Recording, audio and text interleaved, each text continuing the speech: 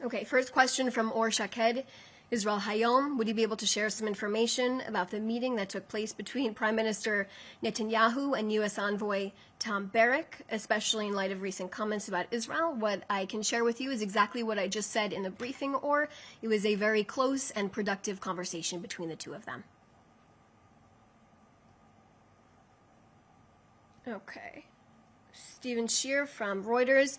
Did Israel specifically ask for stepped-up security around this time in Australia and in other countries for Hanukkah? On the topic of Australia specifically, of course, I'm not going to go into Israel's intelligence and internal conversations about this, but Prime Minister Albanese was warned by Prime Minister Netanyahu in a letter. I mentioned that in the briefing. Not only was he warned through a letter, but his streets were filled with Jew hatred since October 7th. His streets were the massive warning.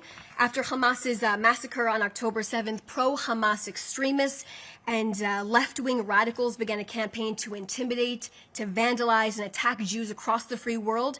Prime Minister Netanyahu wrote in that letter specifically in Australia. The campaign intensified under Albanese's watch.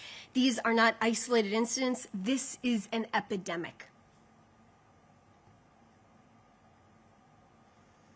From Hannah Julian, the Jewish edition, did the Prime Minister and Ambassador Barrack discuss the issue of Hamas and Palestinian Islamic Jihad? What I can share with you on that, Hannah, is what I was just able to about that meeting that took place today. This is a reporter from the Canadian Broadcasting Corporation. Police forces in Canada's largest cities, Toronto, Montreal, Vancouver, say they are stepping up security for Jewish communities in the wake of the deadly shooting. What do you make of this? And if I may ask a second question, do you have a comment on 6 Canadian members of Parliament intending to visit Jerusalem and the West Bank, Judea, and Samaria starting tomorrow? I don't have any information to share with you on that right now. I just will mention this horrific attack that took place yesterday. To see our fellow Jews inside of this community speaking even on camera with blood all over their faces, blood on their hands. These were horrific sights to see from our Jewish community there that was massacred in broad daylight. These people were simply trying to joyfully celebrate the first night of Hanukkah. And I mentioned all of this inside of our briefing as well. I want to reiterate that Prime Minister Netanyahu on August 17th, 2025, he called on Albanese in the letter I referenced to replace weakness with action, appeasement with resolve, and to do so by the Jewish New Year.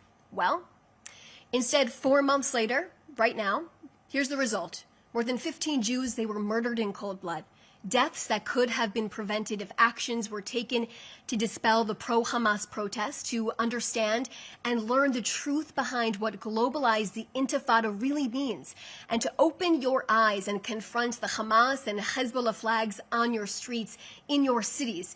Instead, Australian authorities, they told Jews to actually stay at home, to allow these disgraceful mobs to take over the streets, take over their cities, calling for the genocide of the Jews. Yet officials, they turned a blind eye to their words and they sat back when they acted.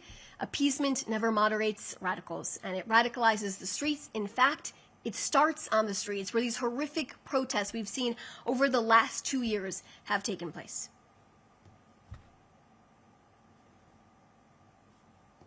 Okay. Looks like those are the questions that we have right now. You can reach out to our office if you have additional questions. Thank you so much for everyone for joining us today.